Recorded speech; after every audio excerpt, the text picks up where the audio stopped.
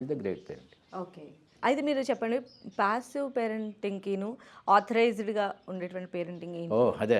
ముఖ్యంగా తండ్రులు 3 రకాలుగా ఉంటారండి. హ్మ్. ప్యాసివ్ అన్నారు కదా! Passive, authoritative. Authoritative. Authoritative, passive, positive. హ్మ్.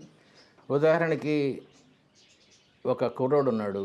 వాడు ఇంటర్మీడియేట్ చదువుతున్నాడు. ఇంకో 10 డేస్‌లో పరీక్ష. వాడొచ్చి తండ్రికి చెప్పాడు. నాన్న ఇంకో 10 డేస్‌లో పరీక్ష ఉంది. మన ఇంటికి 10 కిలోమీటర్ల దూరంలో ఒక గుడి ఉంది కొండ మీద. అక్కడికెళ్ళి గుండు కొట్టించుకుంటే యూనివర్సిటీ ఫస్ట్ వస్తుందని మా ఫ్రెండ్స్ చెప్పారు. వెళ్ళనా వద్దా అని అడిగాడు అనుకో. అక్కడ చెరువు ఉంది. చెరువులో మునిగి గుండు కొట్టించుకుంటే హ్మ్. అథారిటేటివ్ పేరెంట్ ఏమంటాడు, దరిద్రుడా చంపేస్తా నేను, చదువు బాగా. హ్మ్. ఇప్పుడు వైఫ్ వస్తుందండి, ఏమంటే వాడు ఏదో చంపేస్తా నేను కూడా, చదువు అంటే వీడు చెప్పింది వీడికే తప్ప వాడు చెప్పేది అసలు విండండి. కరెక్టా కాదు అసలు విండవు. దీన్ని అథారిటేటివ్ పేరెంట్ అంటారు.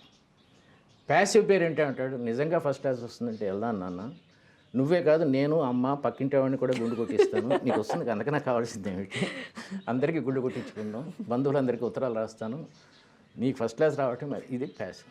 పాజిటివ్ అంటే ఏమంటాడంటే, నాయన యూనివర్సిటీ ఫస్ట్ అనేది ఒకటికే వస్తుంది, ఇంతమంది గుళ్ళు కొట్టించుకుంటే అందరికీ రాదు కదా, కాబట్టి పాస్ అవ్వటానికి బాగా చదవాలి.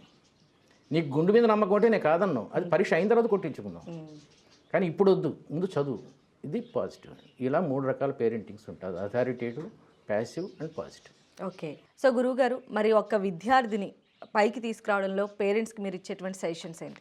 చాలా ఉన్నాయండి, కానీ ముఖ్యంగా ఒక 13 ఇయర్స్ 14 ఇయర్స్లో అమ్మాయిలు సెకండ్ స్టేజ్ ఆఫ్ లైఫ్కి వెళ్తారండి.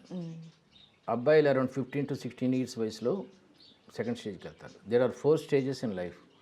First stage I am not okay, you are not okay, అది తర్వాత మాట్లాడదాం.